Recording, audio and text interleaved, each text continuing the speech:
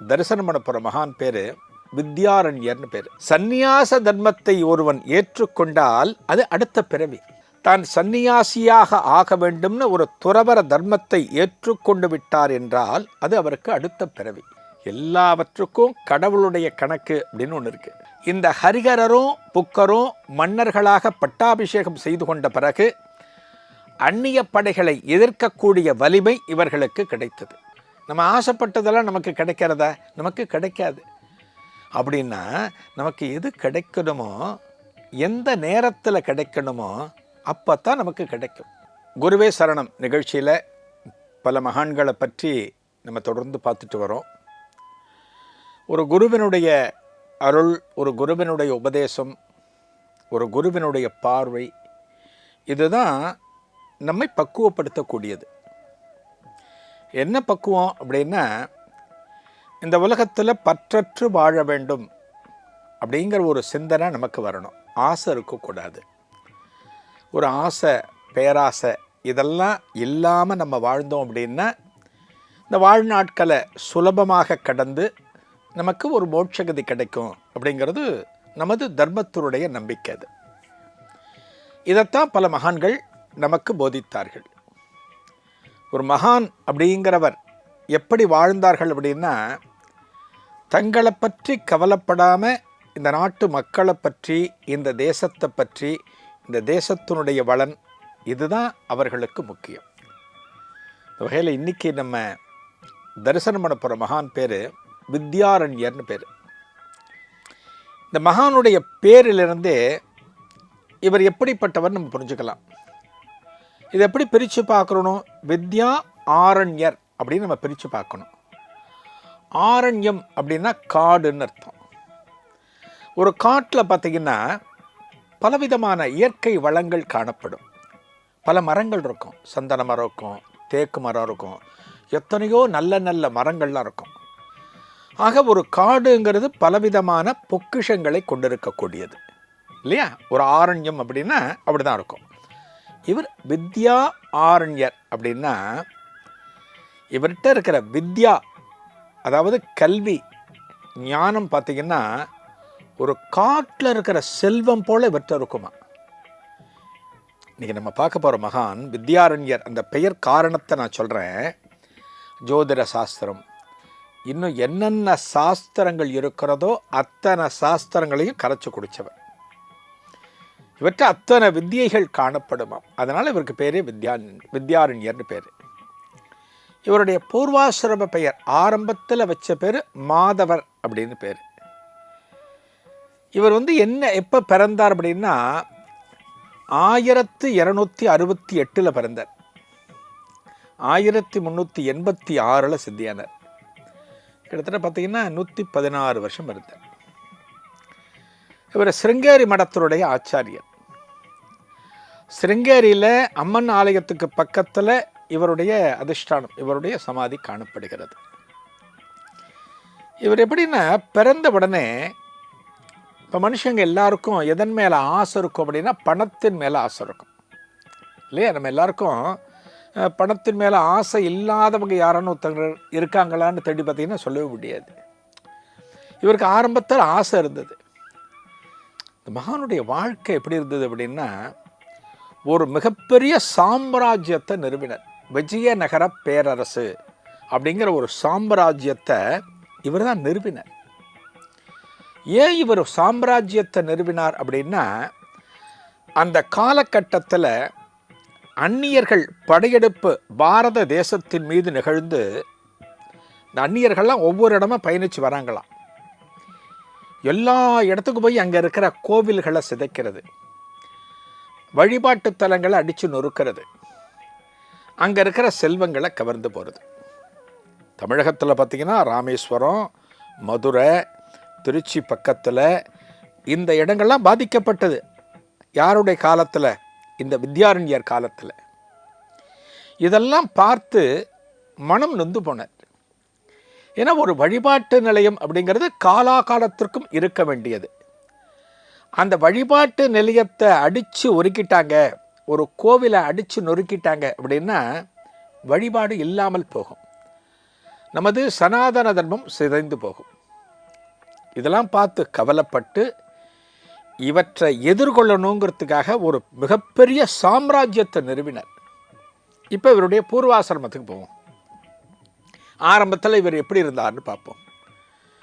இவர் ரொம்ப சாதாரணமான ஒரு ஏழை குடும்பம், பெரிய வசதியெல்லாம் கிடையாது இவருக்கு, ஏழை குடும்பம். என்ன பண்ணார், ஒரு நாளைக்கு மகாலட்சுமியை நினச்சி தவம் இருக்க.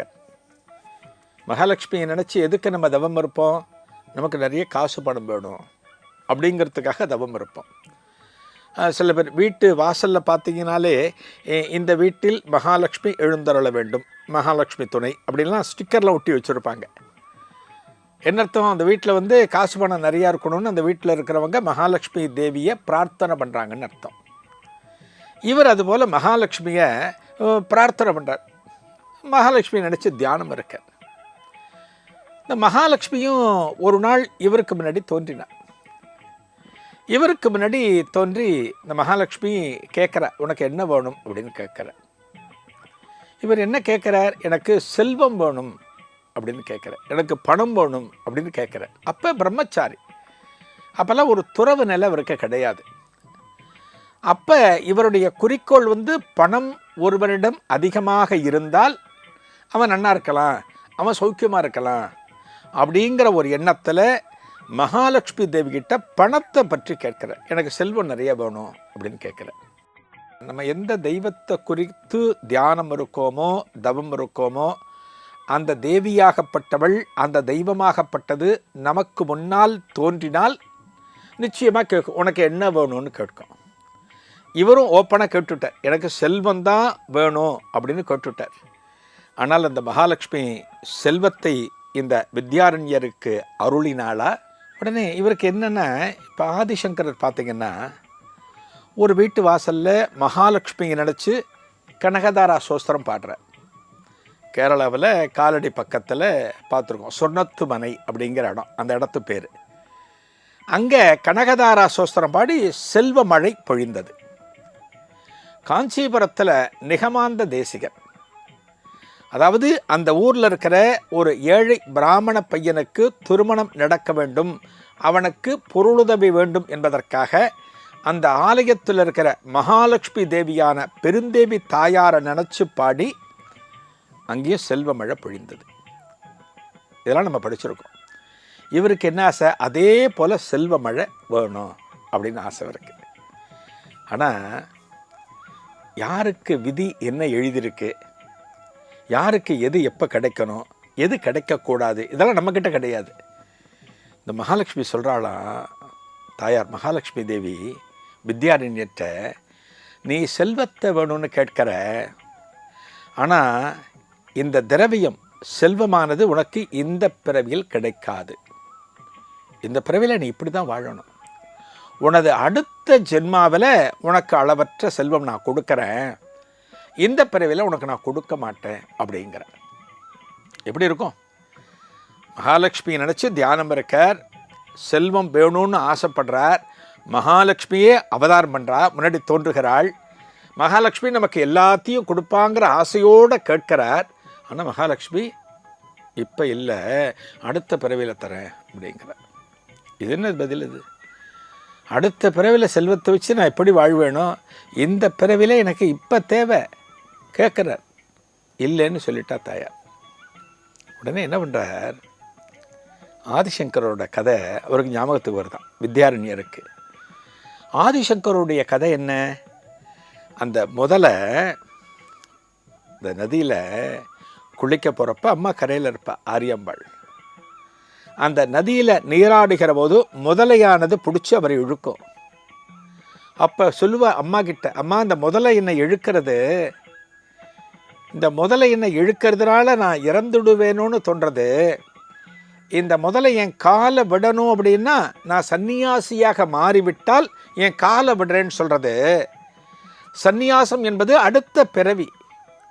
ஒரு சந்நியாசியாக ஆகிவிட்டால் அடுத்த பிறவி என்பதனால் இந்த முதல்ல என் காலை விடுறேன்னு சொல்கிறது. நான் சன்னியாசியாக மாறலாமான்னு நம்மக்கிட்ட கேட்பேன். ஆதிசங்கர் ஏன்னா ஒரு சந்நியாச தர்மத்தை ஏற்றுக்கொள்ளணும்னா தாயினுடைய அனுமதி வேண்டும். பாருங்கள். அதனால் அவருடைய வரலாற்றில், அவருடைய வாழ்க்கை சரித்திரத்தில் தாயின் அனுமதியோடு சந்நியாசத்தை வாங்கினார்னு பதிவாகணுங்கிறதுக்காக அம்மா கிட்ட அப்படி சொல்கிறார். அம்மாவுக்கு குழந்தையோட உயிர் தான் முக்கியம், முதல்ல உயிர் தான் முக்கியம், அப்புறம் தான் சந்நியாசம். உடனே என்ன சொல்கிற, அப்பா முதலேட்டு விடுபட்டு வந்துரு, பரவாயில்ல சந்நியாசம் ஏற்றுக்கோ அப்படின்னு அம்மா சொல்கிறார். அடுத்த பிறவி, அதனால் அவருக்கு வாழ்க்கை நீட்டிப்பு கிடைக்கிறது. இந்த விஷயத்தை தெரிஞ்சுக்கிறார். இந்த வித்யாரண்யர் என்ன பண்ணுறார், நீ என்ன சொல்கிற, இந்த பிறவியில் உனக்கு செல்வம் கிடையாது, அடுத்த பிறவியில் செல்வம்னு சொல்கிற. சந்நியாச தர்மத்தை ஒருவன் ஏற்றுக்கொண்டால் அது அடுத்த பிறவி. இன்றைக்கும் ஒரு குடும்பத்தில் ஒருத்தர் இருக்கார். திடீர்னு அவருக்கு ஒரு ஞானோதயம் வந்து, ஒரு ஞானம் வந்து, தான் சந்நியாசியாக ஆக வேண்டும்னு ஒரு துறவற தர்மத்தை ஏற்றுக்கொண்டு விட்டார் என்றால் அது அவருக்கு அடுத்த பிறவி. அந்த பிறவி முடிஞ்சு போச்சு, அடுத்த பிறவிக்கு போயிட்டார்னு அர்த்தம். என்ன பண்ணுறார், உடனே இங்கே சொன்ன உடனே இங்கே சொல்கிறார் இல்லையா, தாயார்கிட்ட சொல்கிறார் இல்லையா, அந்த தாயார்கிட்ட வந்து உனக்கு அடுத்த பிறவியில் தான் இதெல்லாம் கிடைக்கும் அப்படின்னு சொல்லிட்டா இல்லையா. சொன்ன உடனே என்ன பண்ணுறார், தாயார்கிட்ட சொன்ன உடனே அடுத்த பிறவின்னு சொன்ன உடனே இவர் சன்னியாச தர்மத்தை சட்டுன்னு எடுத்துட்டார். இப்போ அம்பாள்கிட்ட கேட்கலாம் இல்லையா, தாயார்கிட்ட கேட்கலாம் இல்லையா, எனக்கு செல்வத்தை கொடு, நான் அடுத்த பிறவி எடுத்துட்டேன் அப்படின்னு சொல்லலாம் இல்லையா. உடனே என்ன பண்ணுறார், தாயார்கிட்ட சொல்கிறார், நான் இப்போ சன்னியாச தர்மத்தை எடுத்துட்டேன், இவனுடைய பழைய பிறவி முடிஞ்சு போச்சு, நான் அடுத்த பிறவிக்கு வந்துட்டேன். நீ என்ன சொன்ன, அடுத்த பிறவியில் செல்வத்தை தரேன்னு சொன்னல, நான் அடுத்த பிறவிக்கு வந்துட்டேன், அந்த செல்வத்தெல்லாம் இப்பயே எனக்கு கொடு அப்படிங்கிற. மகாலட்சுமி தாயாரால் ஒன்றும் பண்ண முடியல, பதில் சொல்ல முடியல, செல்வத்தை கொடுக்குறார். இவரோட வீட்டில் பார்த்தீங்கன்னா அனைத்து விதமான வைரங்கள், வைடூரியங்கள், தங்கம் எல்லாமே கொட்டி கிடக்கின்றன. மகாலட்சுமியோட பரிபூரணமான அருள் இவருக்கு கிடைத்து விட்டது. வீடு முழுக்க செல்வம். கொஞ்சமாக நம்மளால் பணம் வச்சுருந்தாலே அவன் போடுற ஆட்டத்தை தாங்க முடியாது. இவருக்கு வீடு முழுக்க செல்வம், என்ன வேணாலும் சாதிக்கலாம், என்ன வேணாலும் பண்ணலாம், அத்தனை செல்வம் இருக்கு. ஆனால் அந்த செல்வத்தை அனுபவிக்க முடியுமா வித்யாரண்யரால? முடியல. ஏன் முடியல? இவர் துறவு நிலையை ஏற்றுக்கொண்டு விட்டார். அப்பத்தான் அவருக்கு புரியறது, அடடா ஒரு தப்பு பண்ணிட்டோமே, நம்ம அடுத்த பிறவிங்கிறதுக்காக ஒரு துறவு நிலையை ஏற்றுக்கொண்டு இந்த மகாலட்சுமிகிட்ட செல்வத்தை கேட்டுட்டோம், அவளும் செல்வத்தை கொட்டி குமிச்சிட்டா, இத்தனை செல்வத்தை வச்சுட்டு ஒரு துறவியான என்னால் என்ன செய்ய முடியும்? ஒரு துறவி பணத்தை அனுபவிக்க முடியுமா? ஒரு துறவி செல்வத்தை அனுபவிக்க முடியுமா? பட்டினத்தார் மிகப்பெரிய கோடீஸ்வரர், மிகப்பெரிய தனவந்தர். துறவு நிலைக்கு போன பிறகு எல்லாவற்றையும் தர்ம காரியங்களுக்கு கொடுத்து விட்டு ஒரு கோவணத்தை கட்டிண்டு ஒரு திருவோட்டை எடுத்துட்டு வீட்டை விட்டு வெளியில் வந்தார். நம்ம படிச்சிருக்கோம். ஒரு துறவு நிலை அப்படிங்கிறது முற்றும் துறப்பது. ஒரு சந்நியாச தர்மத்தை ஏற்றுக்கொண்டு வாழ்கிறேன் அப்படின்னா எதன் மேலும் எனக்கு ஆசை கிடையாதுன்னு சொல்கிறது. துறவி ஆயிட்டார், வீடு முழுக்க செல்வம்.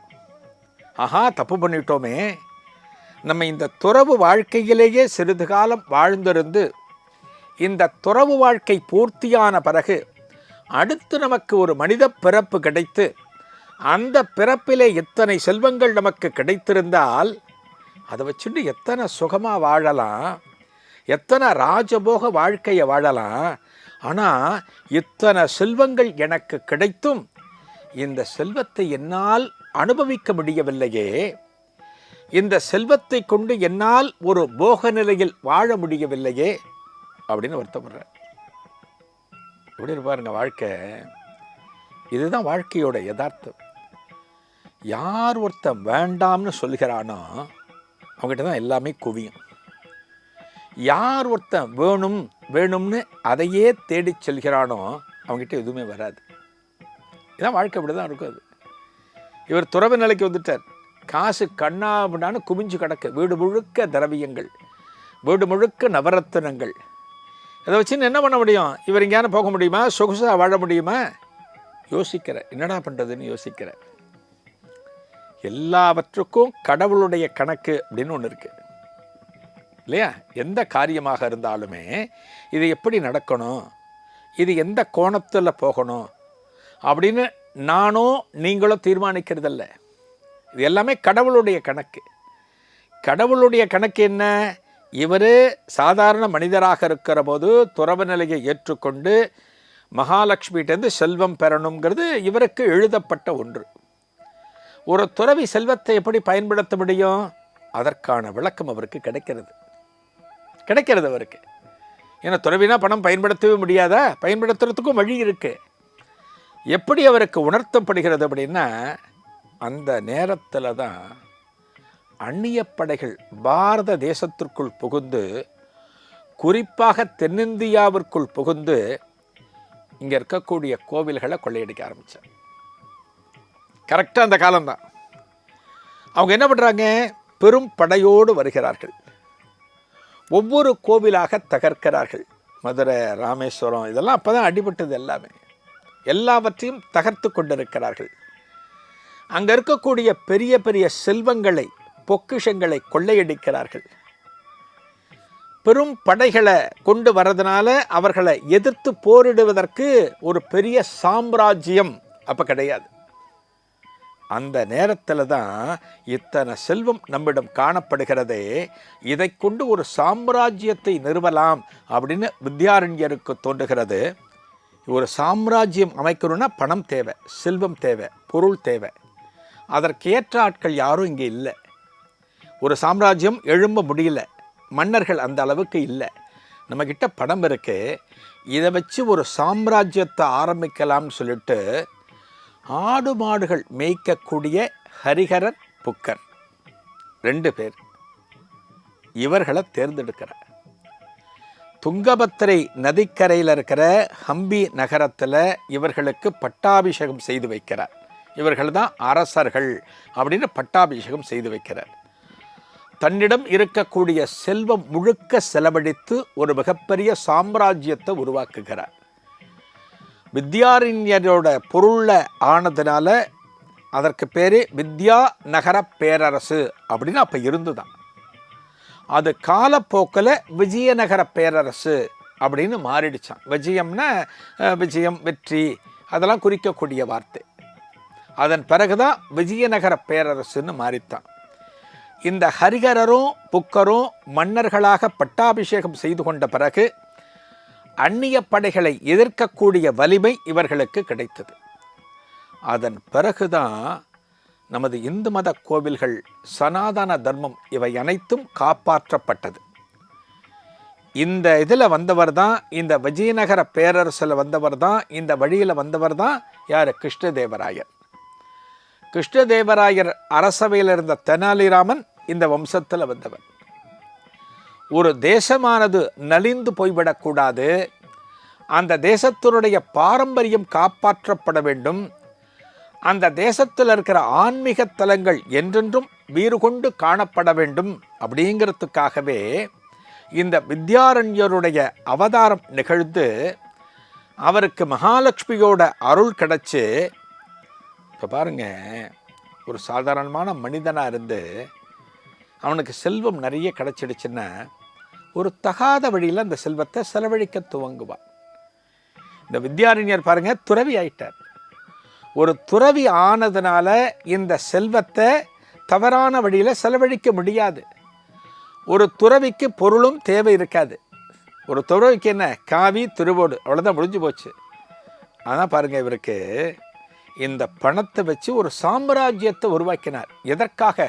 பக்தி மார்க்கத்தை காப்பாற்ற வேண்டும், இந்த ஆலய வழிபாடுகள் மேம்பட வேண்டும் அப்படிங்கிறதுக்காக ஆரம்பித்து இந்த செல்வம் முழுக்க செலவழித்தார். மகாலட்சுமி கொடுத்தா இல்லையா, இவருடைய வீடு முழுக்க நவரத்தினங்கள் காணப்பட்டன அல்லவா, வைரங்கள், வைடூரியங்கள், தங்கம், அப்படி பொக்கிஷங்கள் காணப்பட்டதல்லவா, அது அத்தனையும் செலவு பண்ணி மிகப்பெரிய சாம்ராஜ்யத்தை உருவாக்கி அந்நியர்களை எதிர்கொள்ளக்கூடிய சக்தியை அவர்களுக்கு கொடுத்து சனாதன தர்மம் காப்பாற்றப்பட்டது.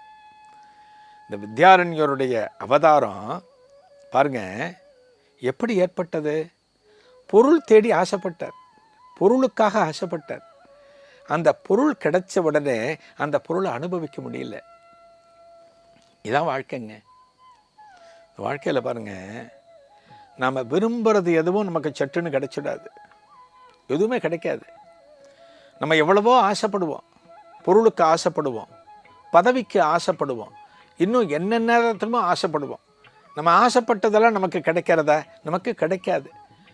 அப்படின்னா நமக்கு எது கிடைக்கணுமோ, எந்த நேரத்தில் கிடைக்கணுமோ அப்போ தான் நமக்கு கிடைக்கும். ஆனால் நம்ம எல்லாரும் எதை பற்றியும் யோசிக்கிறதில்ல. எனக்கு உடனே வேணும், இந்த க்ஷணத்தில் வேணும், இருந்தால் நான் இப்படி பண்ணுவேன், நான் இப்படி பண்ணுவேன். அதற்கு நம்மளோட கர்மான்னு ஒன்று இருக்கு இல்லையா, நம்ம வந்த வழின்னு ஒன்று இருக்கு இல்லையா, நம்ம வாங்கிட்டு வந்த வரோம் அதெல்லாம் ஒன்று இருக்கு இல்லையா, அதெல்லாம் சேர்ந்து தானே இப்படி ஆகணும். அதனால தான் இவருக்கு செல்வத்தையும் கொடுத்து, வித்யாரண்யர் அந்த செல்வத்தை ஒரு தனி மனிதனாக இருந்தால் அதை செலவு பண்ணி நாசம் பண்ணிடுவார் அப்படின்னு துறவியாக மாற்றி ஒரு சாம்ராஜ்யத்தை உருவாக்கி, இறைவனுடைய தீர்ப்பு எப்படி இருக்கு, இந்த தேசத்தில் பக்தி மார்க்கத்தை நிலைநாட்டணும். இவரை போல எத்தனை மகான்கள் எத்தனை காலங்களில் பாடுபட்டு வளர்த்து வந்திருக்கிறார்கள். அப்பேற்பட்ட ஒரு புண்ணியமான வழியில தான் நம்ம அத்தனை பேரும் வந்திருக்கோம். அதுதான் நமக்கு பக்திங்கிற ஒரு மிகப்பெரிய பாடத்தை நமக்கு பல காலமாக புகட்டி கொண்டிருக்கிறது.